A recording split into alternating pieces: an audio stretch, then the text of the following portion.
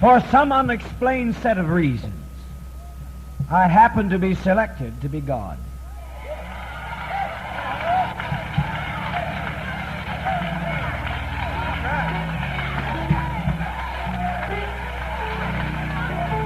For some unfathomable and inconceivable activity, it so happens that when people meditate upon me, or when I meditate upon them, cancers will be eradicated, accidents can be prevented. As I look at our young song leader, and I remember the day so many years ago when I looked out over the horizon of time, and I told of this song leader that's been so enthusiastic today. I told his family that had accepted the fact that he had been lost, his father a minister in the Church of God Adventist, and accepted the fact that he'd been lost because the Air Force or the Weather Bureau had said that he was lost someplace in a storm. But I said he's not lost. For some unfathomable reason, for some unknown reason, I was able to reach out over the time barrier and say he's not lost. He's in the company of people who are about to cause him hurt. And I've got to meditate that he'll be able to release them. Even though there was no radio contact for some days, I said he's not lost. And just at that time, something moved upon this young song leader before he was in my church, before he knew I was what you know I am.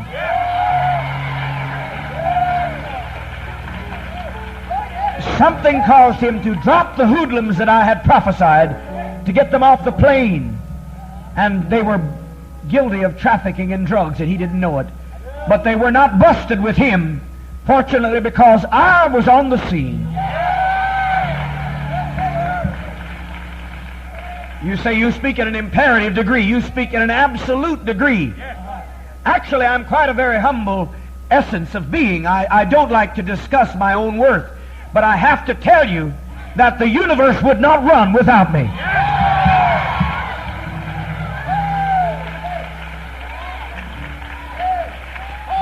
I do not like the position of the juxtaposition I find myself in between your affairs and this nebulous world of the paranormal, of the supernatural. I do not like to be in the position that I'm in, but I would tell you that your sun would go out if I ceased to exist. If you know the ring of sincerity in my voice, you know what I'm saying is true. There would be no silver lining in your clouds if I were to be removed.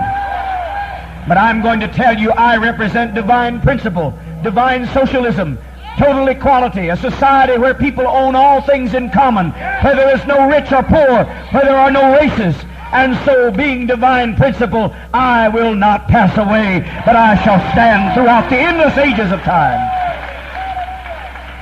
I'm going nowhere, I thank you.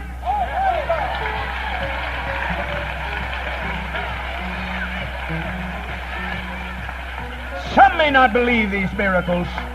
Some may not believe them, but I believe them.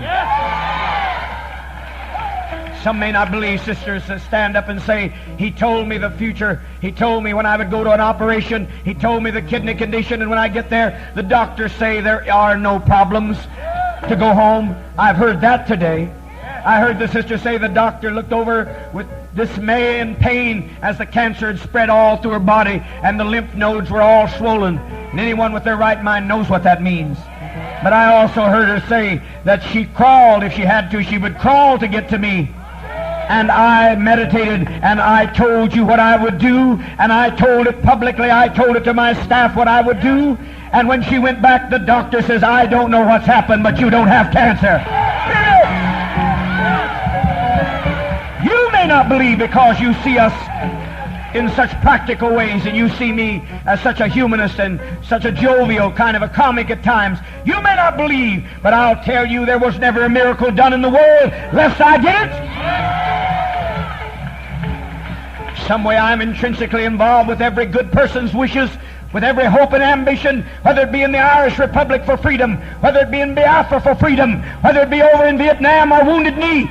Wherever there's people struggling for justice and righteousness, there I am, and there I am involved. I cannot tell you otherwise. This is that. You say, I don't understand how God could have a body. Well, you don't understand how God could exist, so why can't you give him a body just like yours?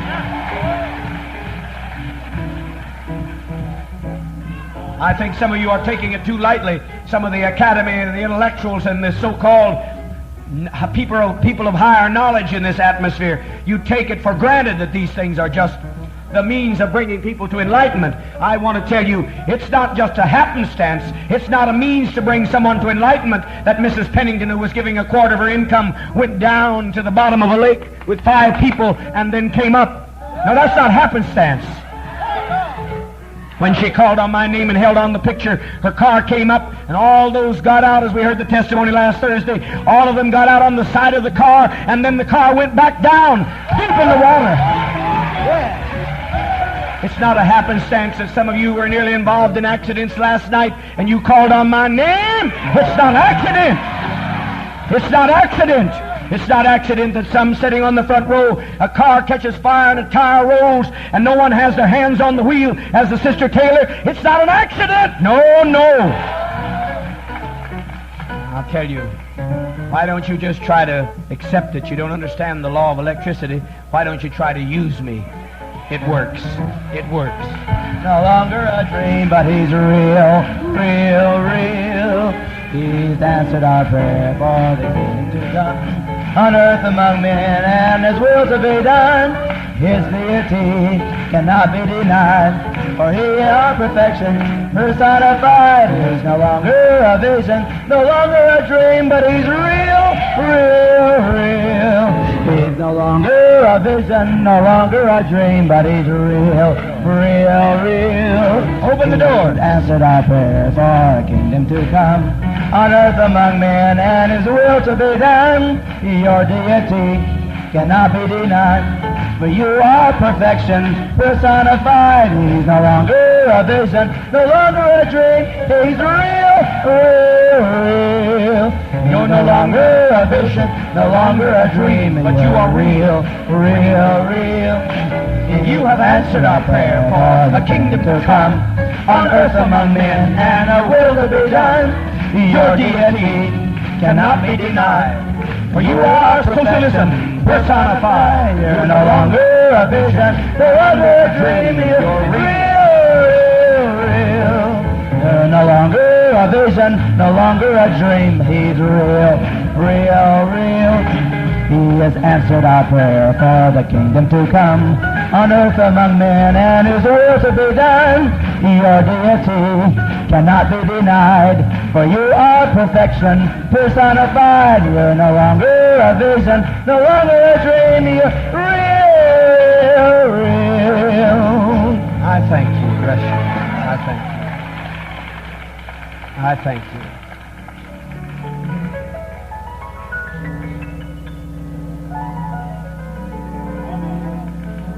I wish to say that I'm greatly impressed with the music that I've heard this morning and the testimonies.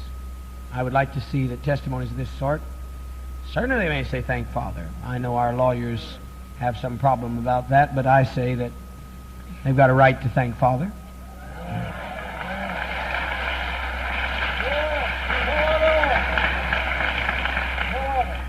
And I think it would be very good that some of those testimonies be sent over the airwave. I thought the radio broadcast was superbly engineered yesterday.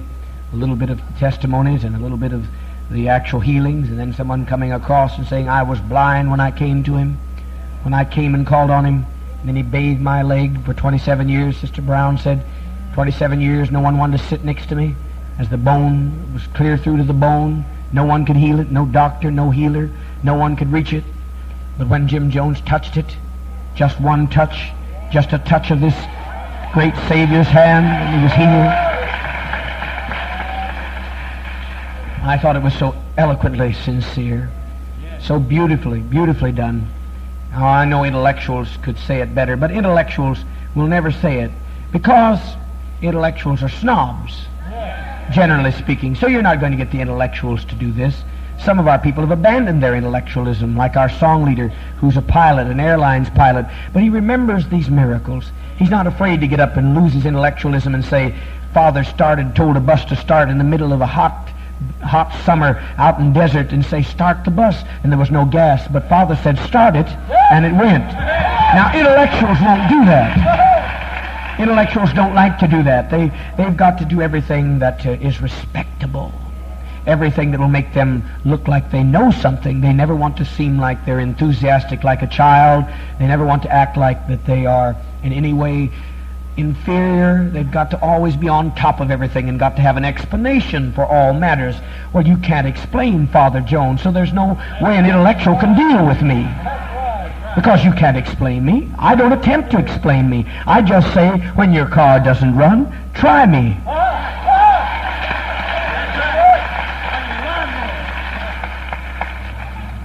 Now, some of you get caught up in your own morass and what's happened to you, and thus you never really have tried me. You've always come to me with reservations.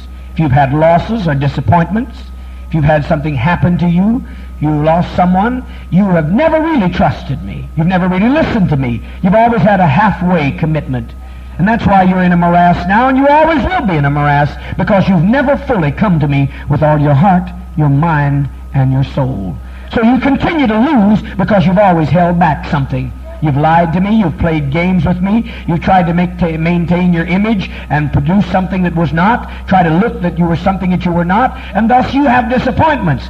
But to those that have come to me as a little child and have been willing to listen to my socialistic teachings, to resist the capitalists and the warmongers and the exploiters, and take the money back from the rich and put it into the hands of all the people so that all the property are held in common, so that there's no more wars or no more racism, those that have followed me and those that have embraced my teachings, they have had perfect success, perfect prosperity, and perfect deliverance.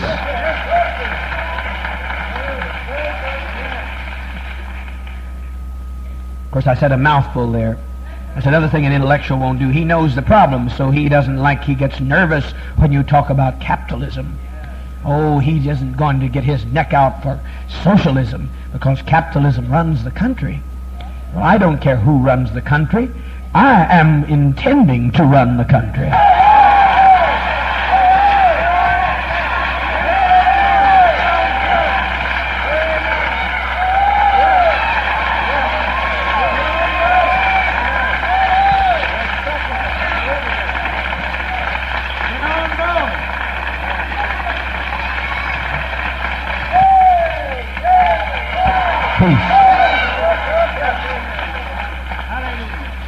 And I will run it with or without my immediate person. I will have my way, because my way is a holy, just, and egalitarian socialistic way. My way is the way of fair play. My way is the way of the Constitution and the Bill of Rights that says we are guaranteed life, liberty, and the pursuit of happiness. My way is the way that says all are guaranteed life and all liberty and all happiness. Well, you cannot have life, liberty, and happiness without the guarantee of free doctors if you cannot afford them, or free hospitals if you cannot afford them, or free education if you cannot afford it, free housing if you cannot afford it. If I then am going to live the Constitution, which I intend to do, and guarantee life, liberty, and happiness, the only way you can have that is to guarantee that if people don't have money, they will be taken care of as they were on the day of Pentecost, from each according to their ability to each according to their need. You say, what is it, Father? You're suggesting that we just let everybody have the benefits of society? Say, I worked hard to get what I have. You don't have anything. You don't have anything.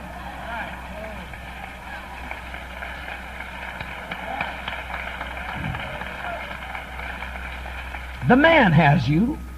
If you're a small business person, you've lost this, or are in the process of fighting for your life, you can hardly survive. And you're whipped if you were of the privileged class, if you happen to be of the principal old pioneer capitalistic families. Some of you that have made it in small businesses, you could have owned some of these railroads and large factories at the rest, but you'll never make it. You'll never make it because you're on the outside looking in.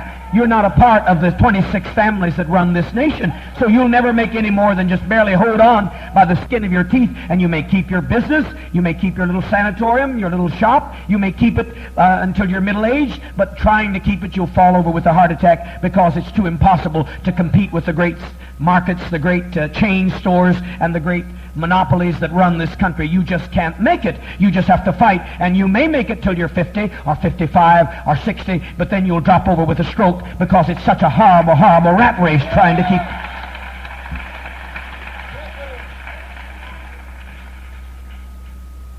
Now, I intend to do something about that. And if I don't, I will shake creation. I will cause this country to be thrown in a disarray. I will turn this country upside down.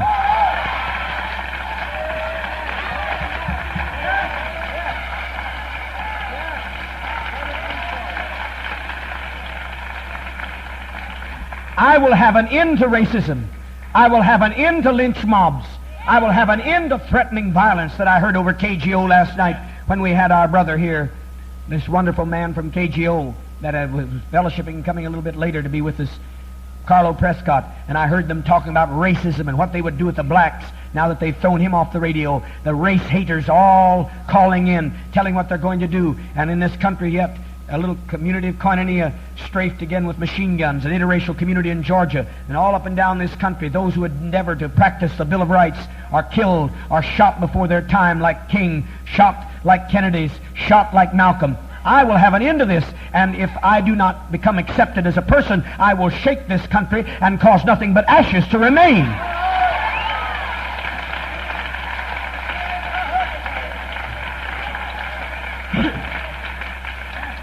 Now you hear me unequivocally clear, because what I am is principle. There is no sky god. I do not claim to be the creators of all your worlds, but I am the creator of this world. I am the creator of this place.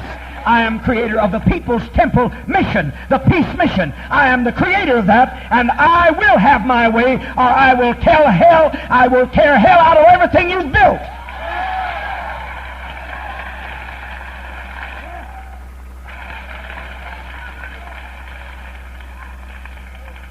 Because there I sit, and here I sit, and there I stand, and here I am, and my youngsters coming up. I'm everywhere.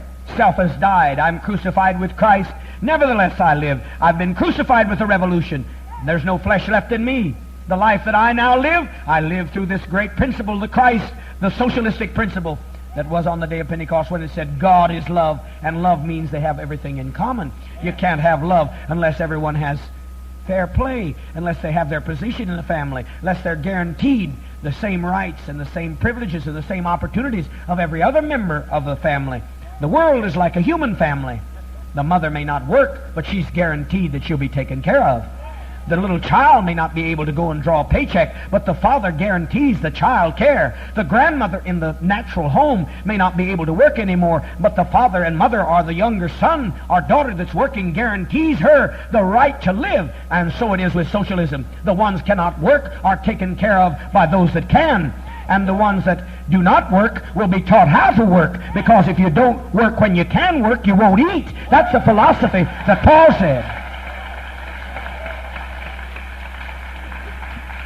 There won't be any more welfare rolls to be given money out to people who are drinking so that they can rob their children. People will be given job training, and they will be given instruction, and the children will be given the food directly, and they'll be put in nurseries. The country, the family of man will run great centers where people are properly educated. We won't just give people money to get drunk so that they won't resist the rich and overthrow them. That's the way the welfare system is. You say that's socialism. Oh no, that's a capitalistic program. Under socialism, people don't give checks to drunks.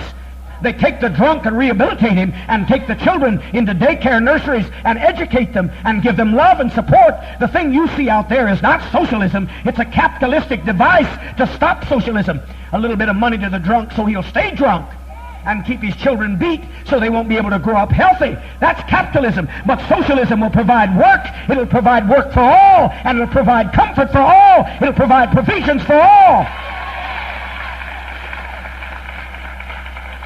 You've been told a lie. You'll hear me talk much about socialism because it's my middle name.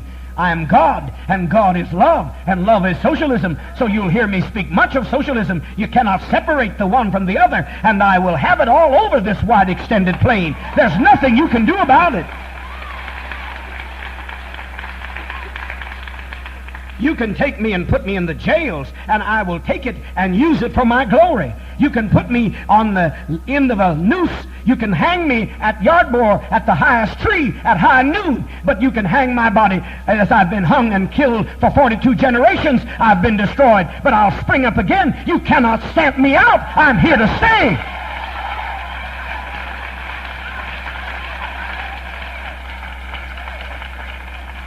Nothing you can do. If you give me bad publicity, I'll march around your newspapers and get more publicity. And if it's bad news, we'll take it and use it and not get discouraged. Because, as Mae West said, and if that old girl can know truth, surely God can know truth. She said, I don't care how they write my name. I don't care what they say about me in the newspaper, as long as they spell my name right. And we must have that attitude, because the newspapers are owned by big business. They're owned by the capitalists that have kept the blacks down. They're the very ones that used to stir up the lynch mobs. The newspapers are controlled by wealth. There's only one in every city, and they're always controlled by big money. So you can't expect them to be friendly to us. They're just having a little rest. They'll take after us again. But let's not worry. As long as they spell our name right, we'll take the best of it. Whatever knock comes, they will use it for a boost. Every prosecution will be an upliftment. Every persecution will be an unfoldment. We shall go through. No matter what they give us, we will turn it around. Even though they mean it for evil, we'll turn it around and use it for good, because we shall remain. Oh, I want the persecutions to come on. There's a great love here. They're not going to tell this story. No, they're not. But I'll tell you, the tide's against them. They may bring us down, seemingly in natural circumstances, as they did Jesus so many days ago when they hung him on the tree and he seemed to be a loser and laid away in a tomb. But my followers got me out of the tomb there, and they'll always get me out of the tomb. I shall always come out. You can't keep me in a tomb. You can't keep the Christ idea, the revolutionary idea of socialism. You can't keep it in a tomb. You just nail it to the tree and it'll come off the tree. You tried to nail me with a few guns not long ago, shot me down before all this congregation. My people screamed in such agony, and I don't ever hear that agony again. They screamed as I fell on the floor, blood gushing out of the holes in my chest. But I said, I'm not ready. My time hadn't come. You weren't organized yet enough. You weren't the little gods that I want you to be, because I'm Daddy God and you're my baby gods, and I want you to be just like me.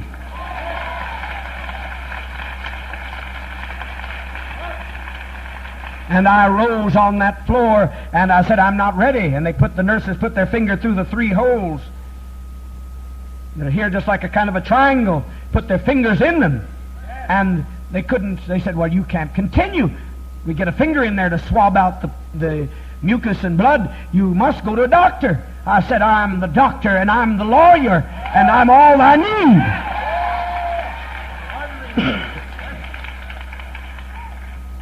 So if we did it once, we can do it again.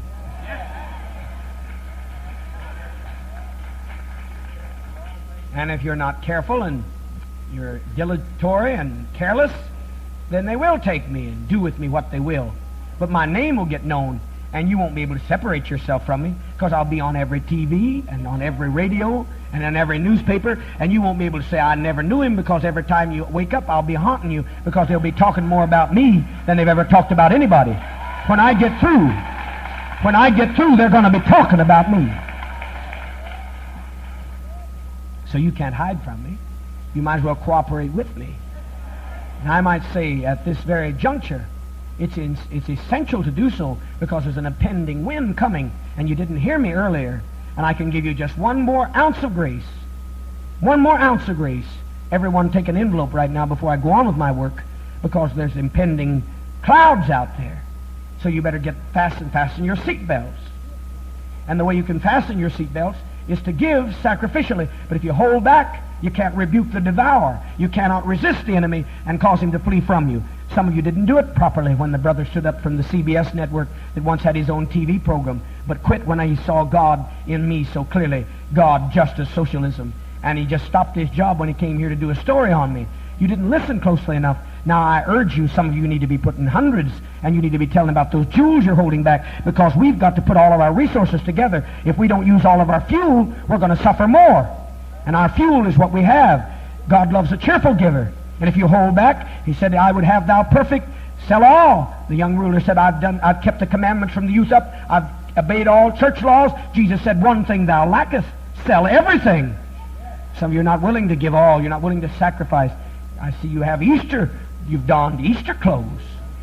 When I have said, be humble on Easter, we used to wear overalls to show how much we disapprove of that system. But you had money for that. Now I'm asking you to keep our storehouse filled, to make our plans ready for the great D-Day, for the JD Day that will fall on 1/16 at 3:09. Be prepared. Prepare yourself. Arm yourself. And the way you can do it is to give freely. And I want everyone to take an envelope under my voice now, because you're in holy ground now. Do it. Find a way to make that pledge or that commitment, or to give some extra money, because when you give more, then you are being found free of the guilt of the sins of waste and money and capitalism that's all around us. You've got to work out your salvation with your money, child. I wouldn't emphasize if it wasn't for that, because I don't take a penny of it. My God, I don't touch a penny of this. Expenses that manse and church and the parsonage wouldn't even possibly, if it went for another 10 years, be equivalent to what I've put into this. The organ that I paid for with my own money. The many things I've paid for out of my own work. So don't worry, I'm not getting rich off of you. I don't have any watches or jewels. The only reason I keep money is for court action and that sort of thing. I wouldn't have a dollar if it wasn't. And the attorneys, if they can get something worked up, I've asked them, I want to be penniless. They say it's not wise to be penniless when the time comes that we have to be brought to our issue, brought to our pinnacle, that I should be free to be able to have money to fight in the courts because I'll have to. Well, I don't care, but you certainly see I don't love money, because there's no watches or jewels or new clothes. There's nothing on my back. Nothing on my back. No Cadillac waiting for me outside. I don't have any desire but to serve you. And I do that better than anybody ever could dream of having done it.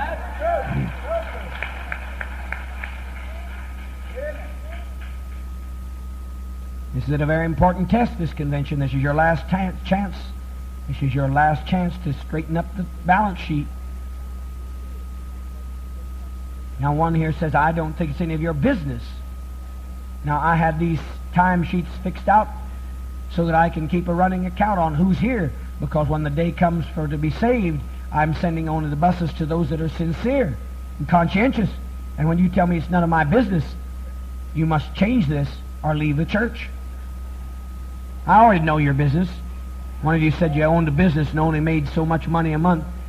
I know how much money you make. Tell me some lie. This is just for records. And these initials all have things to do with your life.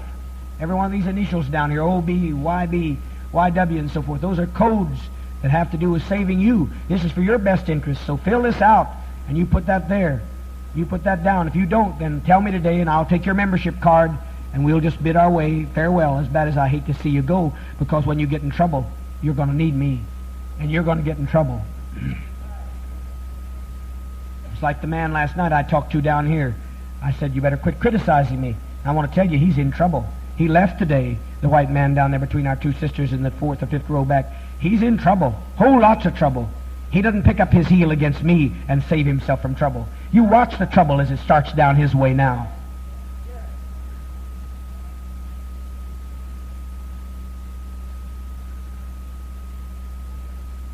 You can't possibly prosper when you touch God's anointing.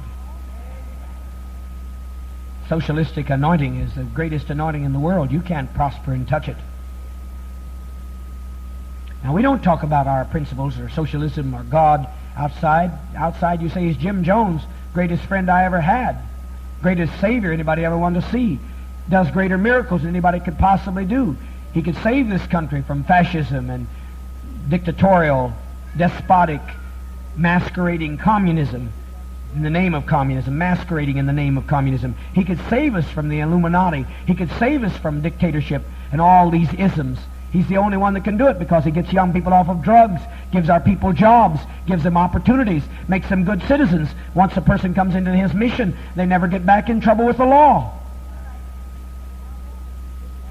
Last night, dealing with a child molester. All the evening, all along, me and my counsel was dealing with them. And I wondered, where in the world could a child molester get such a change of heart. At the end of the day, he said, you know, I want to be a doctor. I want to be a doctor to make up for what I've done. I want to be a doctor to serve the people and give them the free medicines that they need. I'm going to do it. And I knew in his heart he intends to do that. There's only one that can take child molesters and get them straight. There's only one that can take drug addicts and turn them around. There's only one that can take hardened criminals and murderers. I've had people in here that have murdered. They'd murder you at the drop of the hat. I've got one in here that killed his own mother. But now he wouldn't hurt a fly. There's only one that can turn people around like that. That's God Almighty. Socialism. What are you talking about? If you have any question, you out there, and the reason I'm talking so in absolutistic terms, I've got one of you black thinks, you Thomite thinks, sitting here masquerading as a Baptist, and I know you're an investigator, and you know also that little thing you've got recording. It's about the size of a lighter, because I don't smoke these filthy capitalist cigarettes. I want you to get everything taped. I'm not even taking it from you, but I'm going to take your life. Your life's going to be gone in June. You're going to be gone, and I won't even move my finger. Not one of my people will move their finger. I'm just going to breathe on you in a mirror, and you'll be finished. Because I have a picture of you in my mind, and my mind's just not like any mind you ever seen. And so I'm going to outpicture on you, and when I outpicture on you and reverse the energy, you're in trouble, brother. I'm going to let you take your tape because I want them to hear it. I want you to take it to your investigating laboratory, and I want those to listen, and I want them to hear the ring of sincerity in my voice. I want them to know what I'm saying. I am God. I'm the only God there is.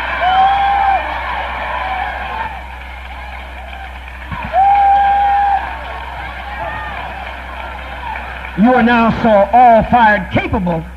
You're so capable that you can take voiceographs and you can study the electronic frequencies of the voice, and you can determine whether someone's telling the truth or whether they believe in what they're doing. And I'm going to tell you, when you get through analyzing my voice, you're going to know I believe in every damn thing I'm doing.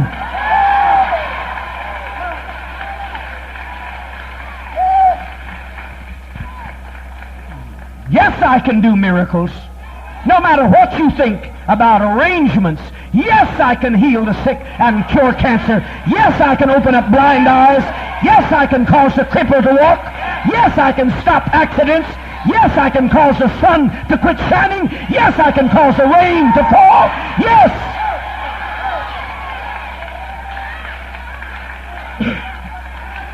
You write it down. You can call me an egomaniac, megalomania, or whatever you wish, with a messianic complex. I don't have any complex, honey. I happen to know I'm the Messiah.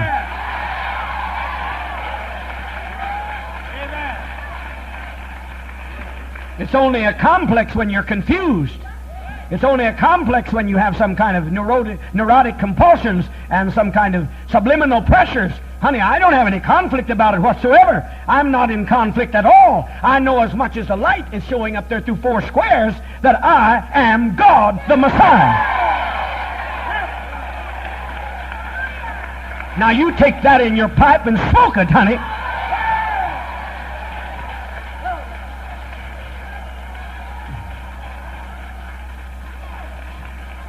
There wasn't any God till I came along. There was nobody to help the people. Your God of religions and Bibles, the babies are going to bed hungry. Black people have been treated like dogs just because of the color of their skin. Jews were murdered, and they were supposed to be the chosen people of the so-called sky god. There was no sky god. I'm an earth god, though, child, and I'm very much alive.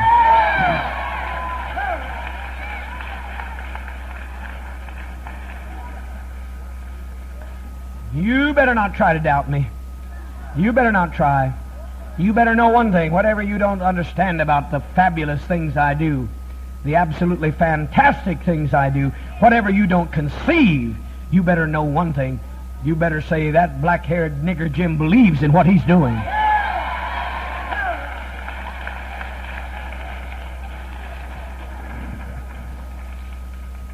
I was just as skeptical as you. I had to have everything tested on the laboratory of empiricism. I had to have everything proved to me rationally. But I have found out that I can do anything. If the circumstances are proper, I can do anything. I've gone to a wall I've done that. Now you record that on your little meter. I've gone through a wall. My own sons can tell you I disappeared and came back to their own astonishment. That's what has happened before my own sons. The staff has given their own testimony. I'm telling you what's happened to my own sons. My own sons can tell you this last Sunday that I was here, they were with me when I said, my mind is powerful and I want to train you how to use yours. I can cause that bigot in the car in front of me, a white man who had been showing antics and showing ugliness about my mixed car, my interracial assembly, and he went by with such arrogance. I said, I'll cause that man who's not moved a muscle. I said, I'm going to cause him to scratch his head 3 times like a monkey. I could have caused him to scratch his ass 3 times like a monkey if I'd wanted to.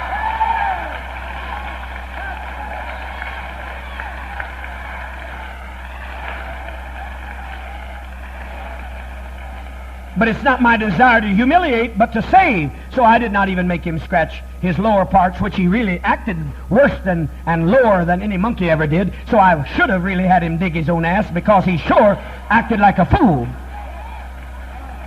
But the man kept looking around like an idiot at his wife, wondering why was he scratching his head. Now my young sons and everybody in my car can tell you I made him do it. So you better watch out. You better be nice to me, because I'm nice. But if you want to be nasty, I'll cause you to dig your ass out sometime.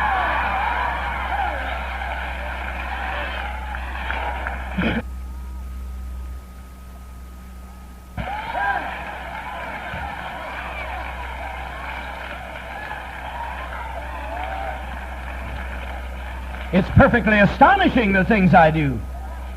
I astonish myself in what I meditate. People be in jail and I'll say, I'll get them out. Somebody facing an execution, and I'll say, I'll get them off as I did the 3 in the South. And I did it. You know sincerity. You know truth.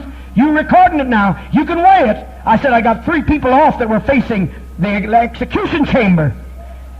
I've been able to touch people when they call on me, like the one laying on the bed with a bullet through his brain. The sister here that testifies her own son, and he got right up and walked. I've been able, through my picture, just to lay it up on a body, and they'd raise up in a morgue. I've been able to go to people when they drug one in here in this San Francisco meeting. They brought him in. He wouldn't give his money. He wouldn't give properly, and he was arrogant, and he fell dead outside, and they carried him in down the aisle. Bowel movement kicked on his legs, and he laid dead 20 minutes. Now, if I'd looked in the natural mind, I'd have said, oh, this is impossible. But I've learned I'm something else than natural. I'm something else. And so I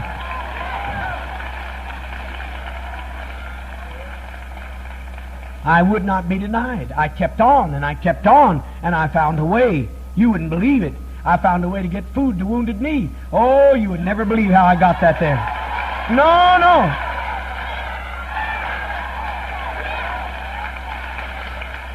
You wouldn't know. It came on the TV, and it said there's no more food, there's no more insulin supplies for those precious Indians. And I turned around, I said, I've got to do this mission. My people over there in Wounded Knee, they don't know who I am, but I know who I am, so I've got to do the job.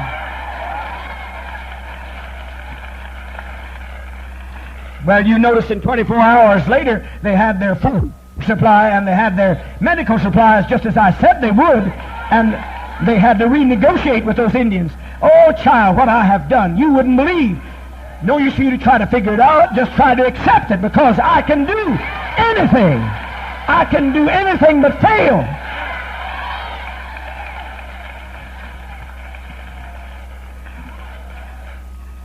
Just like Ellsberg, I'm not going to let that thing fall on that man that had that courage. I don't know how, but I'm going to stop it. You mark my words, I'm going to stop it.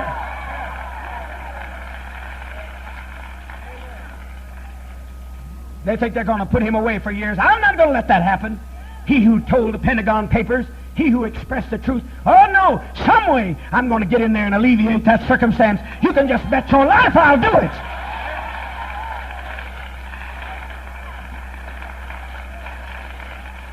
The people don't care. The churches don't care. That's why I say you can't belong to my church and any other church. Don't you try. You, the Catholic sister, you better decide to leave that Catholic church, because it's me that's kept you alive. You that are in the Baptist church, brother, and coming here 5 or 6 times, it's time now that you tore your moorings loose from that old lie. Come out from amongst the unclean things.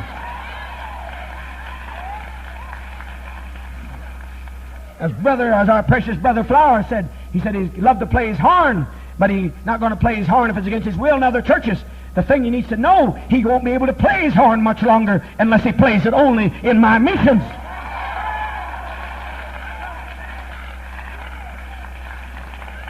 I don't think he needed to know that because he had a deep heart sincerity. But that's my concern. I'm the only one that can help you. I'm the only one that can keep you playing your horn or keep you walking straight. I'm the only one that can save you when you're in trouble. I'm the only one that can get you out of jail. I took 3 out of the courts this week. I took Brother Mitchell's son. I didn't know him. They thought because he was black they were going to put the book against him. But I said, no.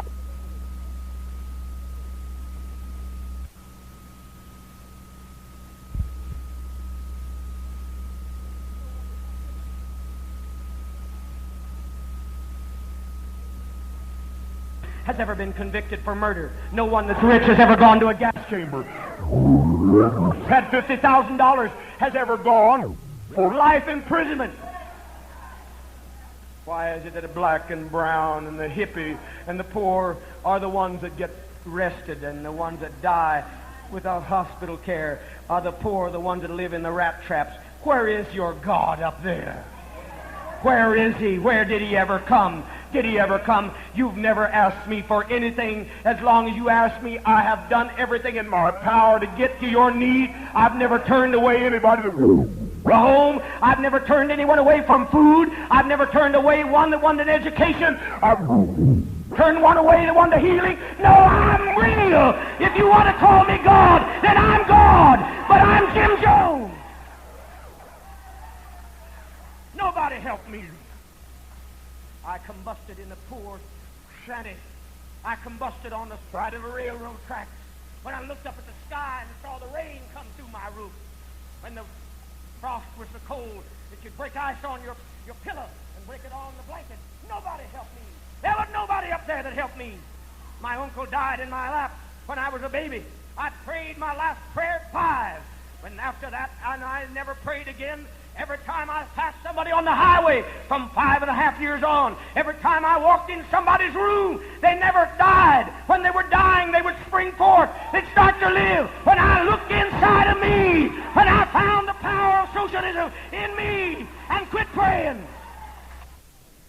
I haven't prayed a prayer since I was 5.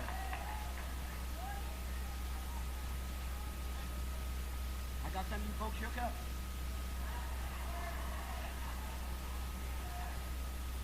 You see what you're waiting for? Is he going to drop dead?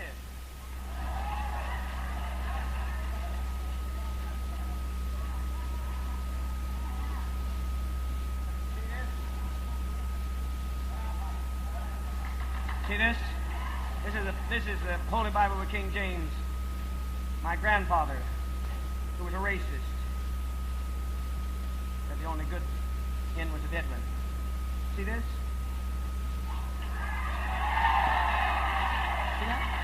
I'm still alive. You say, why do you do that? Because that's what's kept you in bondage.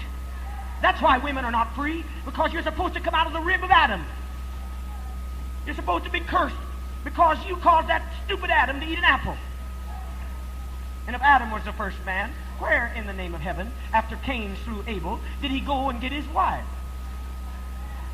Come on, you childs of ignorance. Why don't you start thinking? That shook you up. See, I can preach it, but when I throw it down, do you know the first time I threw it down? 36 years ago. I stood on it and jumped up and down on it and spit on it because I knew it killed. I knew it was a dead letter. I knew it kept me in bondage. I knew it would keep me a prisoner, and I spit on it 36 years ago. The 8th day of June, 36 years ago, I stood on that thing, and I did it a few centuries before that. I'm going to free myself of some guests tonight, but that'll be one less I'll have to worry about, because I worry about you. When you're hungry, I got to feed you. When you're animal, like the sister that brought me the animal tonight, I got to take care of the animal. Got to take the maggots out of it. Got to lance its wounds. Like the brother tonight, I had to break up the impaction. I worry about you. So if you are such a fool as that, you want to get mad because I tell you the truth, then you are going to just take one person out of my hand, because I really put you in the palm of my hand. I'll look after you. I'll care for you. I'd die for you. I put my body right in front of a bullet last week to save people's lives in this. I did it with my own body. What kind of a fool are you that would not accept me because I tell the truth? Particularly poor black and brown. And those black women walked away, they're mad. Isn't that something? Walked away mad.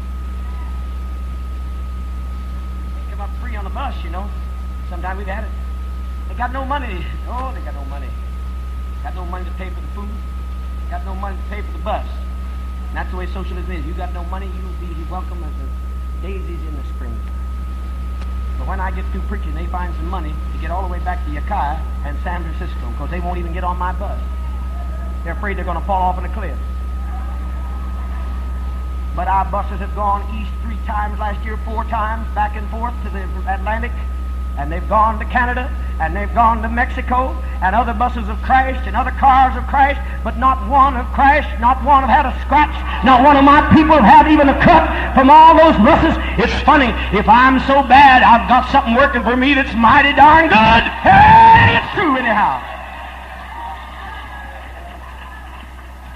The animals come in half dead, and they're living down there. Look at them, they look healthy. Look at those children over there.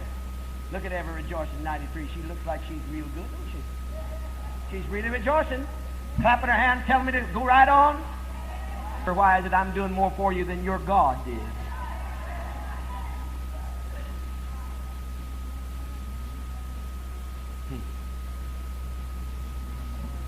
Did you ever imagine? Shirley has a song, and I wanted to sing it. Can you imagine that there wasn't any heaven and you're going to have to build it? Can you imagine out here in this swirling bit of space that there's only energy, and you can take it and make something with it, or it'll just leave you cold and void for all the eons of time? Can you imagine? Now let me say, real clear, there's not a God out there like Jim Jones. No, he's not, because if I was sitting out there and I looked on this planet and I saw military generals and rich oil and steel magnates robbing the poor, I'd come down with a stroke of my power. If I had all the power, you say he's God. Said he's omniscient, omnilusent, omnipresent, omnipotent. That means all-powerful. And all power's in his hand.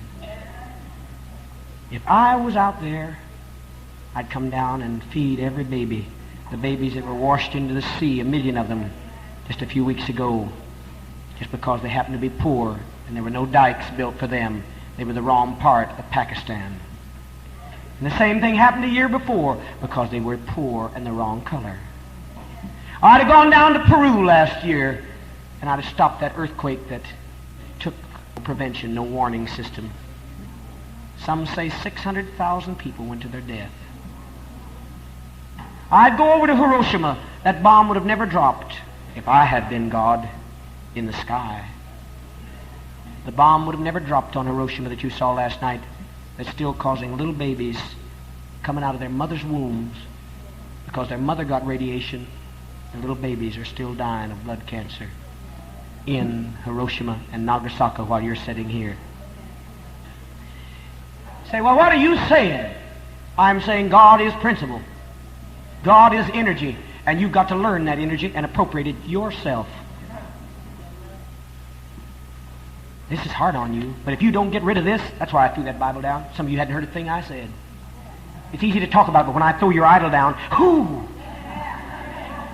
You say, how long is he going to last? Is he still breathing?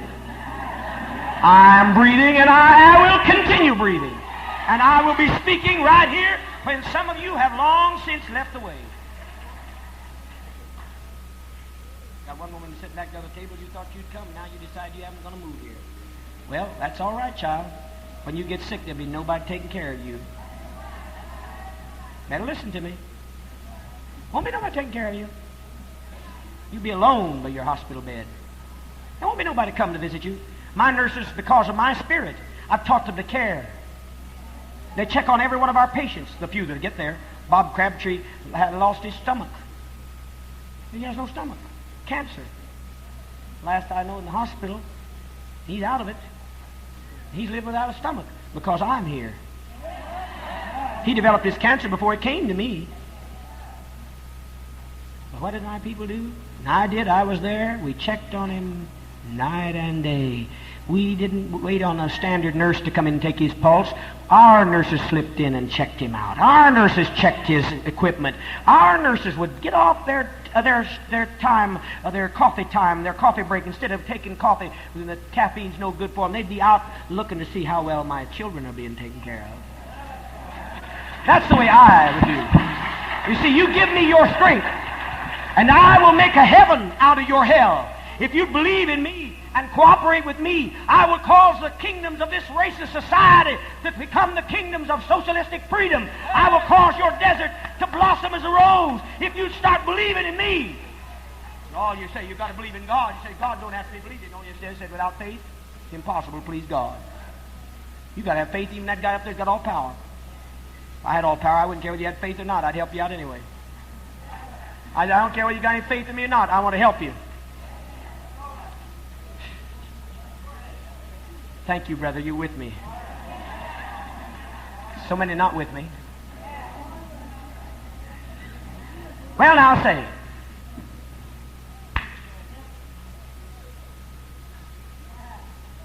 Now, you brother, the Bible will still be there. You can read it when you get home, honey. Now, if there's a God up there like you and me, and he said we're supposed to be in his image, he feels like us. It said if he being evil know how to do good, that's what King James says, you wouldn't give stone for bread, would you? That's what the Bible says. You wouldn't give a serpent for fish. It said how much more God then would God be good? Would you send somebody to hell to burn forever and ever?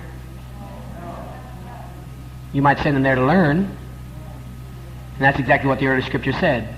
Turn them over to the judge puts them in the prison, they stay in prison till they what? Prison's a type of hell, till you pay the what? Uttermost farthing. That means you get out. Say, get out of hell? Oh, yes, you get out of hell. Even out of hell. We're going to get you out of hell, baby. Otherwise, Jesus, the myth of your scripture, would be a terrible disgrace. Jesus supposedly went down to hell, according to the epistles, and preached to who? The spirit of the disobedient ones in the days of Noah, who were so cussed that they wouldn't get on that boat and cooperate. Stood off and laughed at old Noah while he was building that boat. Some of these folk will never be the same, I can guarantee you that. But it said Jesus went down to hell to those 800 and preached to them and took captivity captive, led them out of hell, and ascended to the right hand of power. He took them out of hell. Well, if he took some bunch of disobedient folk out of hell and wouldn't take you out, then he's a dirty rascal.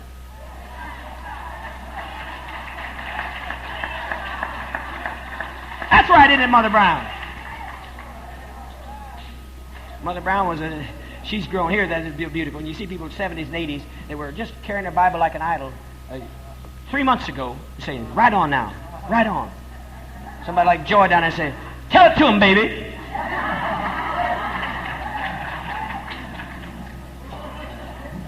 Five months ago, they would never thought some of these thoughts. If 80 and 90-year-olds not afraid to die, they're getting close to it. I've seen these older sisters jump up and down on their Bible, and they're still living. They jumped up, when I did it, they throwed theirs down, jumped up and down on two. You 25, you act like you're afraid something's going to knock you down. The sisters that are 80 and 90 jumped up and down on theirs, they're still going around real good. Hey, God Almighty! I'm not the only one that's jumped up on the Bible. Now, all that hogwash that you've been taught about hell, about this, about that, about why God made the world, you know you wouldn't do any of the dirty things that your God's supposed to do, and it says in Scripture that He is much high as above the earth, heavens above the earth, above your ways. That's what you said your God is, and yet you wouldn't put one of your children in hell to burn forever and ever, would you? You wouldn't make them stand and pray. You wouldn't make them get baptized. I know you wouldn't. You wouldn't make folks say, get them saved. You want to get saved, go down and get dunked. Or come to church every day. Pray. Pray and sing and say Amazing Grace and Hallelujah. I don't like to sing Amazing Grace. You know why? Because the one that wrote that song was a slave trader. Take his name and read it out. He never changed it to the day he died. The man that wrote Amazing Grace, child, slave trader. He also traded in opium, and he sold black babies and brown babies. Never changed his way. I don't want to hear the song. I hear one of the most favorite songs till I stopped it around here was Amazing Grace. What kind of a devil like that would sell little bodies knows about Amazing Grace? What's he know about Amazing Grace? He knows about a vicarious grace, you see. He thought he could do every darn thing he wanted, and after all, it wasn't him that counted. He just leaned on Jesus. He could be a slave trader Monday through Saturday, and on Sunday sing Amazing Grace, and he'd go in the pearly gates. That's the kind of crap you've been preaching. That's the kind of crap you've been listening to, that you could live like a racist pig all day long. I'm trying to win people, get down with them. I won't say certain things. You never hear me preach about hell.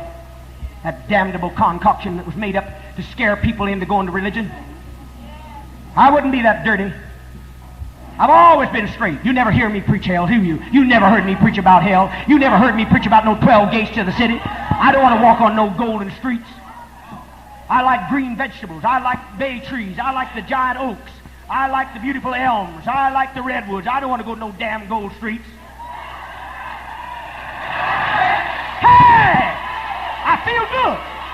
Now you see, all day long I got to make you feel good. All day long I got to heal you. All day long I raised you up when they said you couldn't raise up. When they said you couldn't walk, I raised you up. And I have to become what you are to do that. But tonight I'm doing my own damn thing. Hey, God Almighty!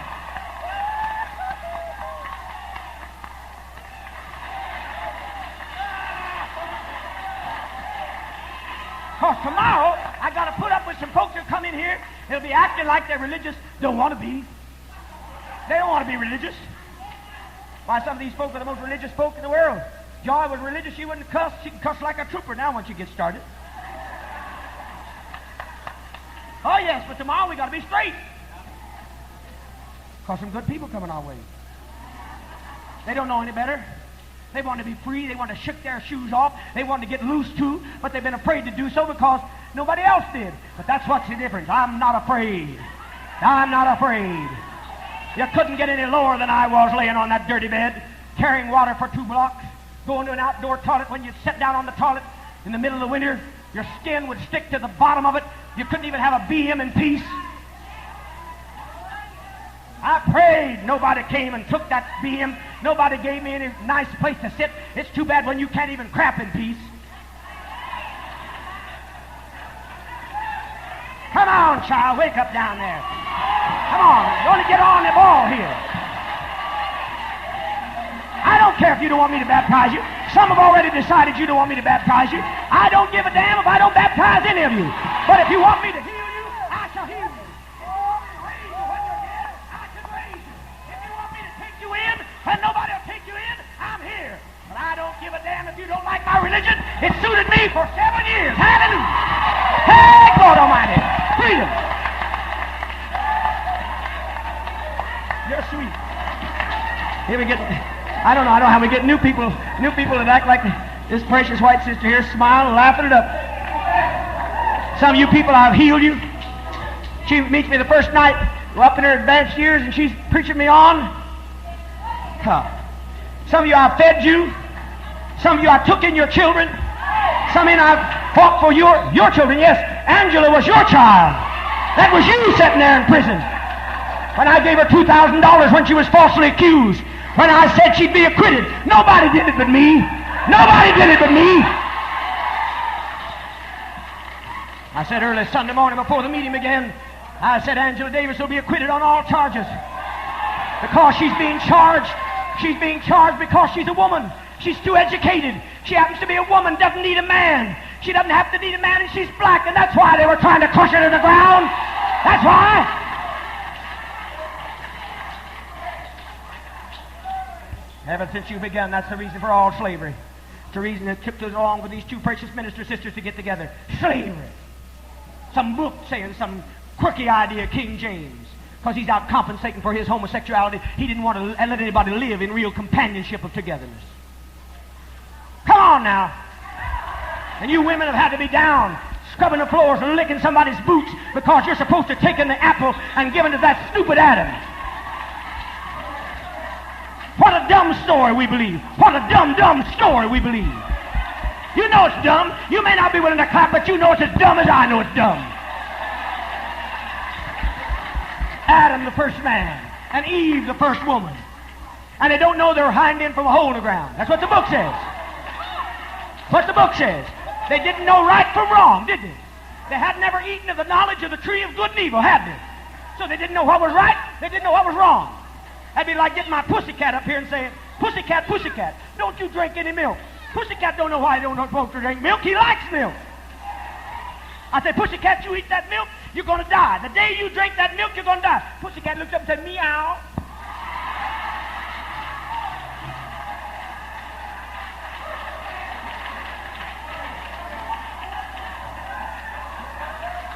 He got Adam and Eve sitting in the garden.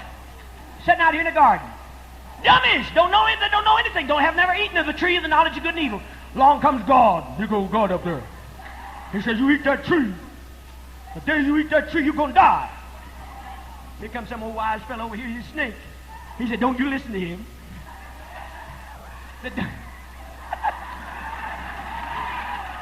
He said, "There's good apples on that tree."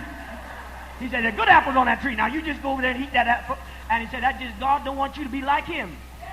He don't want you to have much sense as he's got. He don't want you to know what he knows. Now you eat that apple and I guarantee you won't die." Who told the truth?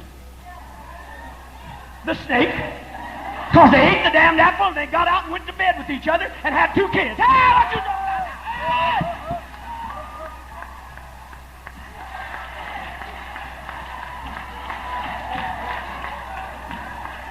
I'll have to raise somebody from the dead. Keep the oxygen handy. The only reason I have raised people from the dead because they're already dead, you see. But nobody, your sky God won't raise you. I've got somebody so upset over there, she's about ready to die. She's about ready to croak. So I'll let you take a walk, honey, if you want to. But if you stay around, I'll lift you up when you fall down. For 24 times this year, people up to 96 years of age have fell down, and they've gifted up the ghost, and they know God come out of the sky. Old Nigger Jones just walked down and said, "Arise! Arise! Take up your bed! Arise! Because I'm on the scene, and a bunch of niggers are going to get together, and we're going to make a heaven out of a hell."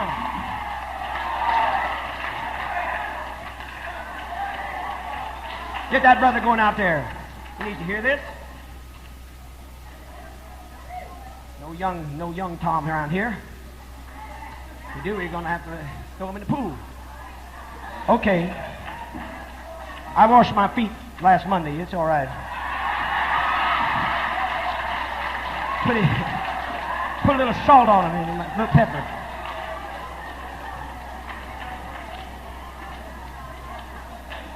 I don't mean to do this. Don't do it often. But you see, I give my life to you. I become a living, viable force to save you. I listen all night to your problems. I heal you when nobody else can heal you. I raise you from the dead when nobody can touch you. So you got to let me do my own expression for a moment and get rid of all these burdens. Why is it that people get healed? Why was it the woman whose hand was crippled like that? And it was like that, wasn't it? And her foot was like this. Her foot was like this. Why did it get taken away? Because I took her pain into my body. I took it into my feet. I took it into my back. Well, tonight I'm shoving it out. And I'm not putting it on you. I'm putting it out in the air. I'm just breathing free. And tomorrow I'll be able to run again and feel good.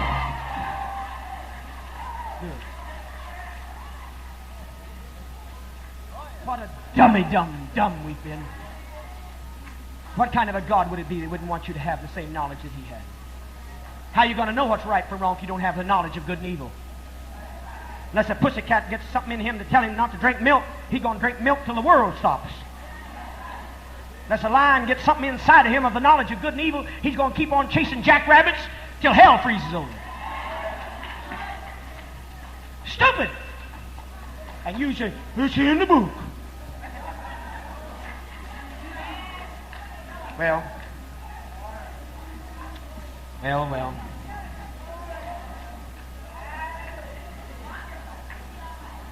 But beautiful part about it is, I didn't take the offering before I preached it too. That's what you get from me. Because you see your old red shirt and your old pants, I don't give a damn if you don't want to help yourself. If you don't want to put any money out for food, you see, we got rice for all of our people for a year. Our nurses are getting supplies. We're getting the things you'll need for any kind of trouble. Every kind of medical supply, we got it. Every kind of transportation, we got it. When the honkies want to take freedom away from us, they're going to have to take 12 busloads of us. Hey! So you didn't get lied to tonight. I didn't take your money, so don't look sad. I didn't take an offering till you got what you had coming to you, the truth. No thing can be given you. The greatest gift I have to give you is the truth. If you could learn to think like me, you'd get the power I got. But as long as you got fear, you won't have any power. You're afraid of somebody up there. I'm afraid of nobody. I'm afraid of nobody.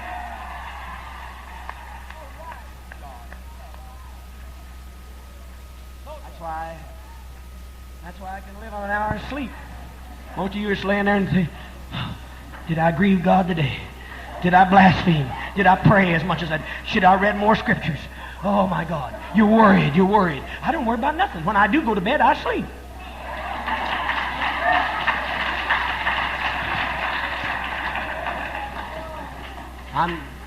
I'm God good. I'm God good. But you know, the old... I can sure understand that joke about the devil. The devil's out walking. I say this, reiterate. The devil's out walking one day and somebody stopped and said, Lucifer, the most beautiful angel, what did you leave heaven for? The Bible says you were the most beautiful angel there was. And you went and left heaven and took a third of the angels with you. He said, what did you do a thing like that for? Lucifer says, well, I got good reasons. The man kept pestering him. He said, all right, I'll show you why. He said, see that old rain barrel there? So we'll turn that rain barrel upside down. He said, now I'm going to get up on top of that rain barrel. He said, I want you to go around this rain barrel and say, hallelujah, hallelujah, hallelujah, hallelujah, Hosanna. And the old boy took about 15 trips around the rain barrel, and he says, I'm tired. Lucifer said, that's what happened to me. The devil said, I got tired.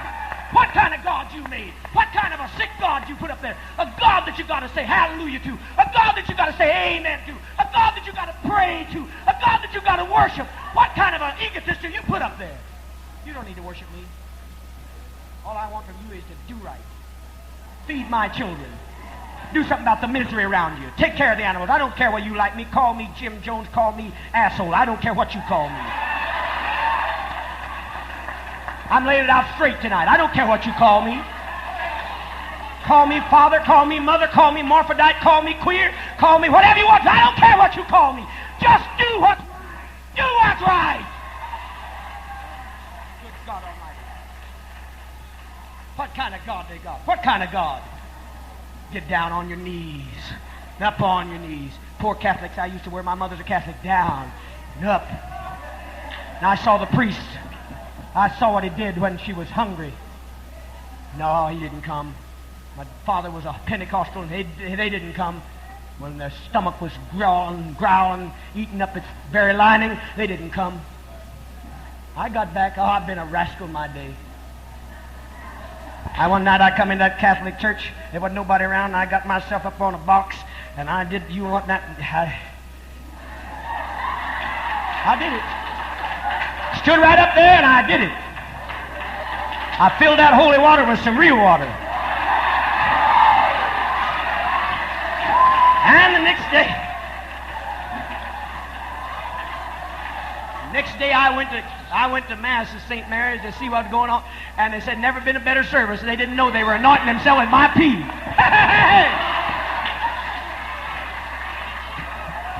And I got back. Every time a little child did something wrong, the preacher of that Pentecostal church would be the first one to report him. They wanted to get every little kid that did anything, any little kid that dared to think for himself, any little kid that wouldn't go along. They'd grab him and get him in trouble. So I fixed him up. I went out and got the old cow. I looked down and found some nice fresh leavings, you know. Brother McFarland always opened his Bible. He didn't have nothing but a Bible. Wouldn't feed you. He'd kill you if he could have. He'd kick dogs. He drove his daughter insane. One of his sons got in jail for assault and battery because there's no love in his home. You know what I'm talking about. I had to sit under that. Oh, I did. I thought, oh, you got that Bible, and I'll fix you up good. I opened that Bible, and I was just a shaver. I wasn't 7, 8 years old. I packed that cow manure right in the middle, right on Acts 2:38. Packed it real good. Because I knew he'd open it. He was oneness, you know, Jesus only. I come up with them bunch, the Jesus only. I knew that's where the first place he'd go, because he'd always find a Trinitarian in, so he'd want to kill them, and he'd kill them. He'd make them feel like they was miserable. If they hadn't been baptized in Jesus' name, he'd preach them into hell, you know how they was. So he opened that.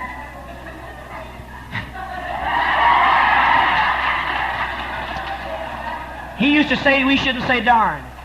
You know what he said? Who in the damn hell did this?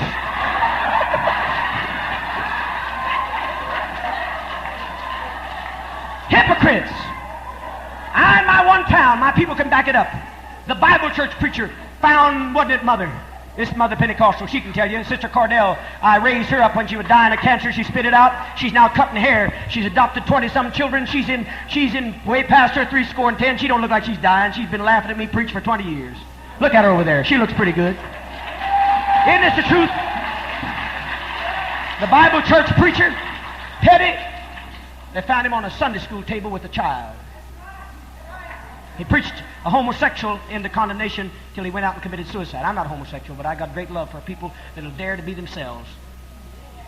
Preached that youngster into condemnation till he killed himself while he was down raping a little girl on a table. What happened to Jay Golder? The biggest Pentecostal church in America, Christ Church. They found him out friggin' with his cousin, who was 15. Caught him red-handed. What'd they do with this woman? She was a oneness Pentecostal 20 years ago. I saved her. Look at her. You think you ought to have seen her then. She had a straight knot, long sleeves. She couldn't smile. She was really in bondage, but she had a real spark in her. She loved monkeys. That's how she got to me. I love monkeys, and she loved monkeys. Hey, yes. She had no use for my preaching, but she liked the way I liked animals, and the way I treated people, and the way I loved kids. And so she kept staying around. Now she's cut her hair, and she's been freelancing. She's never had a man, but she's had a lot of fun. Oh, child. Reared all these babies. Look at that woman. In her 70s with these little children. She's rearing little babies. Look at them every day, and cuts all of our hair free, never runs out, always there when you call for Edie, always there to take care of somebody's baby. And she spit on the Bible with me 20 years ago. She's still living, so now you don't need to hold your heart over there anymore.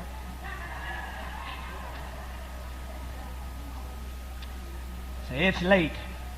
I could get you free so you would sleep good for a few nights, and you'll make up for all the time you've lost if you'd get in your heart what I'm saying to you right now. You get it in there.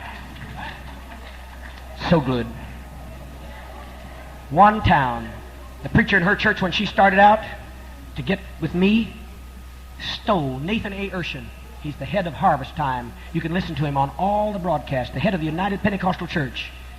He stole her goods. Stole it. Stole her contracts. Stole her deeds. Stole things out of her safe. And then had her dirty family to act like she was insane. But I got wind of it. The spirit of Jones told me. She was miles away, but I lifted up the phone when the detective came, and I said, there's somebody at your door. It's a detective that come to pick you up, to take you to the asylum with a warrant from your relatives. But I said, he happens to be black, and I know how one nigger knows how to talk to another nigger. Hey, yeah! I said, give me that nigger cop. No, I didn't. I said black. But that's what he was. He happened to be a nigger. He knew how it was to feel oppressed and persecuted. He was low-rated. And I said, they're persecuting this woman. She's taken black children. She's helped. I'm a man that's adopted black. Oh, he said, I know you. I know you're Jones, Reverend Jones. You're the one that fight for blacks. I'll leave her here.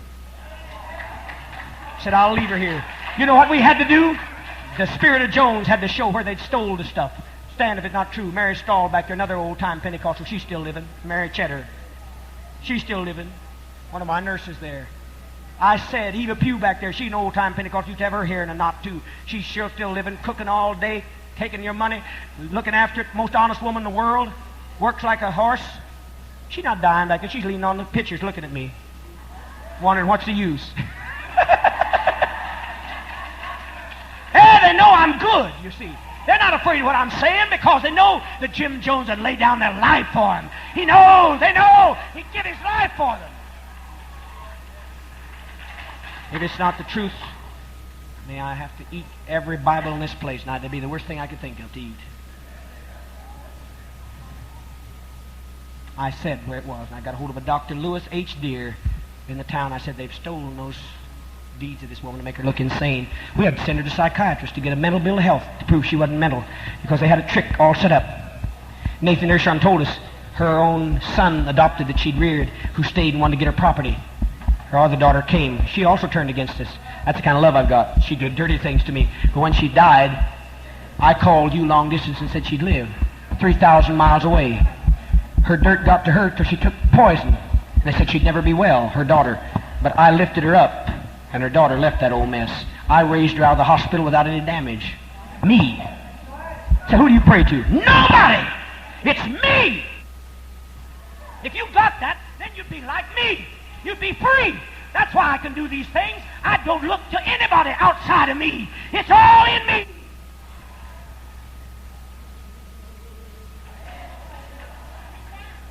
Well, Dr. Lewis Deere called Nathan Ershon, the head of the Pentecostal church. Harvest time, headquarters St. Louis, Missouri. He said, I know the Bible's not true. Her son told us the same thing. We know it's not true. We know there's errors in it, but we're not going to quit preaching this now. People wouldn't pay their tithes. They wouldn't. What would you do? You'd confuse them. Yeah, what they meant was I wouldn't have no Cadillac. I'd confuse folks so they wouldn't give any money. Because a lot of you folk tonight, you're not going to come back. You won't think you need this place anymore. That's what's going to happen. I'm going to set you free. You won't feel you need this place. The only reason you need this place is because we're getting some food together. And when you get sick, I can do something about it. When you get in trouble, I can get you out. That's why we come together. But we're trying to get the place to where folk would grow up so we could be ourselves and we wouldn't have to go through all this tomfoolery. Because I can think of a lot of fun things we could do here tonight besides this kind of trip, sitting on these chairs and pushed up around behind these tables singing, hallelujah, hallelujah, hallelujah, hallelujah. I can think of a whole lot of things that'd be more fun. I'm sitting here and some sisters say, he healed me of a heart trouble, he healed me of knee trouble, he healed me of back trouble. I can think of better stuff to do. Because they don't believe it anyway. Folk believe the devil does all this healing. Mighty good devil. Mighty good devil. God made you because he was lonely. That's I'm going to bring it right back there where your nonsense is, and we'll quit on that one. God made you because the theology said that he was up there in heaven wandering around through the skies. He looked down out there, and there's a lot, too much sky, and then he didn't want somebody to worship him. What a kind of a mess we've been stuck with. You ask any Baptist, Methodist, Pentecostal, they'll tell you that same story. That God was lonely. And so God created people to worship him. And then they say, why did that sin come into the world? He's all perfect because he said he wanted you to be intelligent enough to know the difference. You can't know the difference. What kind of poor, beat kid, like I stood up as a foreman of the grand jury and fought for justice for this lad, that Maine and Braun case, that murdered these people on the highway. He'd been wrapped in a chair with steel wire and beat with his stepfather, beating him. And his mother would be in the chair wrapped in a wire, and his stepfather would beat her till the blood would roll from her. He had not a square meal. He'd been poor all of his life. He'd been a nigger all of his life. And so he murders somebody on the road, and they want to kill him. And they come to me, the grand jury foreman, says, indict it. I said, I won't sign this. Because there was a Nazarene that came up to testify before me as the foreman of the grand jury. And he said, I know they did it. He said, I was there. He said, I was on the road, and they were bumping my car for 40 miles. Is that correct? 40 miles. They were bumping my car up and down and nearly drove me off the road. And then I saw him stop to go back to get to that girl. He said, I saw him stop. So I know he did it. I said, what'd you do? So I went home, had a milk, some more milk, and read my scriptures, had my prayers. He told me this shit. Right? I mean, I'd want to kill him. I'd never done nothing made me so mad it ever been in my life. He said, I had my prayers, and he said, I asked that God would protect that girl on the road. I said, you crazy bastard. 1/4 of a mile, there was a house. You could have gone to a phone and got to a phone before that girl was shot through, and now she lays a paraplegic, and it's been our church that sent her more money. The other churches haven't done anything. She's a Catholic, but they didn't do anything. Susan Bartlemay. They had her for 3 hours in a car while they raped her before they shot her. If that damn dirty churchgoer had not had his mind on his damn sky God and looked to the God in him, he'd have stopped at the next phone and rang the sheriff and said, I've got somebody. There's undoubtedly a maniac on the road that's been shoving my car for 40 miles, trying to run me in the ditch. You know he's up to no good if he's doing all that. You know he's a dirty bastard if he did all that. But he went home, had his warm milk, kneeled down, read his scriptures, and went to bed. I took my finger at him. I said, I won't sign an indictment against this young boy who's been whipped like a dog. Oh, because you say some God wanted to let him know good and evil, wanted to make a choice. What kind of choice can you make when you've been treated like an angry dog from the time you're born? When your mother's beat before you and you're beat and a man beats you, everything associated with man becomes evil, and God's supposed to be a man. Oh, yes, we make him a man. Yeah, we made him man. He's never a woman. Like God, if I was going to elect one, I'd make it a woman. Yeah, I've lost some of you, but I'm going to have a lot less burdens. Oh, I know it. You're looking at me. You're smiling at me. You're just smiling at me. You look real sweet, but you won't be back. I tell you where it's at, but you won't tell me. You just smile. You're just putting up with me tonight, and you won't put any money anymore. And what the hell is it to me? Because I won't have to feed you. I won't have to clothe you. I won't have to worry about you when you're on the hospital bed. I won't have to bathe you. I won't have to do any of the things I do for you, so it's your problem. Nobody going to look after you.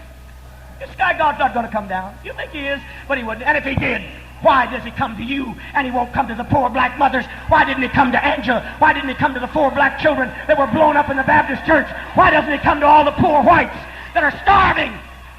Right now, while I preach, 2 out of 3 babies are going to bed, according to the Washington State Department U.S. government report. 2 out of 3 babies are crying tonight because they're going to bed hungry. What kind of a sky God have you got?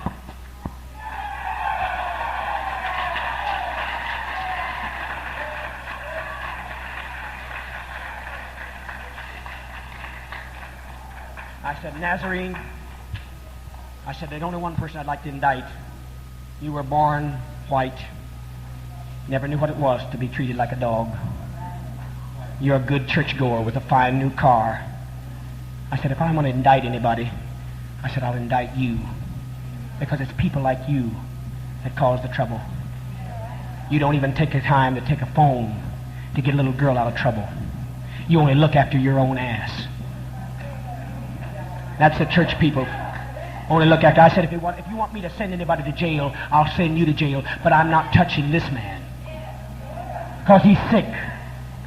And that's the story you've been given. God made us with evil around us and the potential of evil in the devil. His most beautiful angel turned out to be the devil. What kind of a mess? If I couldn't do any better than that, make something that turned out to take 1/3 of my angels, I'd resign. I'm talking about this myth God you got. I'm not talking, wake up there, honey, but put some salt on her. All right, God, I'm telling you, it's too hard to get truth across. It's too hard. I don't like this job. It's heavy to put my voice through this, but I'm trying to get about 100 people to think. I've been working, I had 10,000. 10,000. They used to pack. I couldn't even see my people because people like to see someone raise the dead. They like to see me. Cancers come off. Cataracts come out. Deaf ears open. The 10,000 filled Cato Tabernacle until I threw the Bible down. Till I took a black child and they run like beetles under a rock. Those good saints filled Cato Tabernacle until I started to be human. I got no use to religion. You get it? That shows the love I've got for you. You know where I'd like to be? Out in the movement of the minds Up here where our white niggers were blown to hell and gassed 2 weeks ago. No clap. I want these people to get it. They don't hear your claps. My heart's aching because people are so damn dumb. So damn dumb they won't think. It aches. I don't need your claps anymore. I'm tired of people. Not the ones of you that are supportive and want to do it, but you see, I'm not a God like your sky God. I don't want you to worship me. I want you to do whatever good I've done and repeat it and do greater good than I've done. If you can see it, take a picture of me. I've said it over and over again. Hear my teachings. Take cognizance of my teachings. Take a picture of me, and then if you can, reproduce a better picture than I am. I don't want you standing around saying hallelujah to me. That's a bore. What kind of a damned egotist would sit around and say hallelujah, praise God, thank you, Jesus. Do you know why they say thank you, Father, to me? Because you've got that dumb sky God that never even showed up. He's like a fart in a breeze. And you're always saying, thank you, God, thank you, Jesus, thank you, God. So my people said, we're tired of hearing these folks. They used to didn't say that to me. They wouldn't say thank you, Father. I was just Jim. Hi, Jim. Hi, Jim. Good to see you, Jim. But all these folk come in here, bless Jesus, thank Jesus, bless God, hallelujah. Oh, it's Jesus, so wonderful, praise Jesus. Never seen him.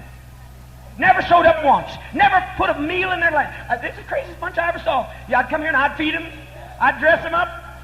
I'd take them in. I'd get them to the doctor. I'd heal them, and they'd say,